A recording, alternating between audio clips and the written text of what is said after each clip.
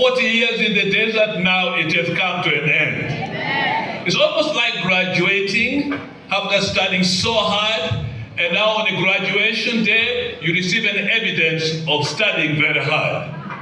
But that does not mean job is available. You have graduated, but then you are going to get into a work setting. It's like receiving your marriage certificate when you are wedded. A marriage certificate does not say you have already succeeded in marriage. No. You are entering into marriage. And funny enough, you graduate before you actually go into it, because they give you a certificate. Now, facing new experiences is a mixture of joy and anxiety. We are looking at these guys here. They are at a point where a miracle that is going to take place they have never seen. Amen. This God of miracles, amen, this maker of a highway through water, they have never seen him. They are going to see him at this particular point because we are noticing something which is repeated, and I want it to be repeated in your church. When Israel left Egypt, they walked through a big highway with a wall of water on this side and a wall of water on the other side. Only God can do that. Only God can do that. These guys were born in the desert. This guy had never seen the life of slavery. Their parents who saw the life of slavery and were released never got Egypt out of their lives. The whole time after even crossing the Red Sea, they grumbled and they grumbled and they grumbled until God said, you are not going to go in there. The children you think are going to die in the desert are the ones who are going to take that land and are going to go in there. They never witnessed the crossing of the Red Sea. Crossing of the Red Sea meant we are out of the house of slavery. We are in freedom. And these people who were free and yet not yet free did not celebrate just that time when Miriam had a message of the music and the dance. That celebration was short-lived because the desert is tough. The desert is harsh. And yet God was there. And yet God was there. The journey took them 40 years, but these fathers could never make it. Why? Because they disobeyed God.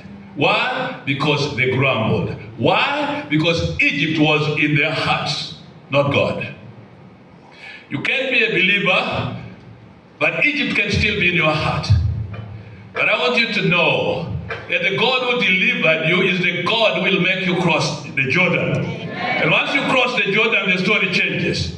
Look at the Red Sea. The leader through the Red Sea was a shepherd, and his name was Moses. Now we are looking at Jordan. The leader crossing Jordan with the people is not a shepherd, he is a fighter. He is a fighter. So there is room for shepherding, but there is also significant room for fighting in order to take the promised land. Now Israel crossed the sea with the help of a stick. And the stick belonged to the Lord. Originally was Moses' stick. Jordan was crossed with the help of a covenant box, the Ark of the Covenant. And that Ark of the Covenant was carried by priests. And it led the way into the river. The priest stood into the river and people crossed. Now, two significant things God is using. The first one to cross the Red Sea was a stick. But then the second one, the stick was no longer there. To whom did Moses pass over the stick? The answer is very simple, to nobody. You don't need a shepherd in the promised land.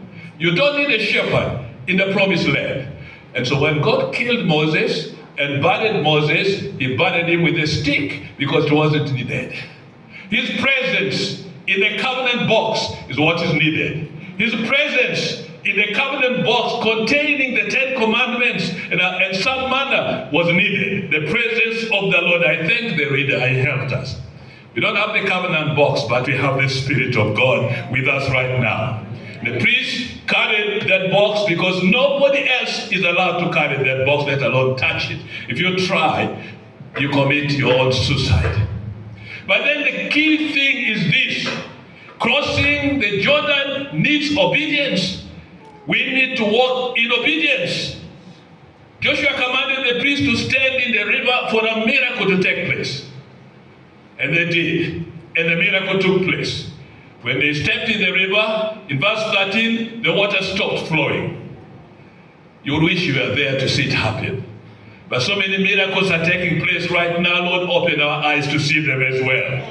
And they remained in that water till everybody crossed. And they crossed and they went on the other side. Now the side of the land which was given to their ancestor. But then Joshua made another request. He said, when you are crossing the river, get me 12 people, one from each tribe. And when you get into that river, I want you to pick a stone each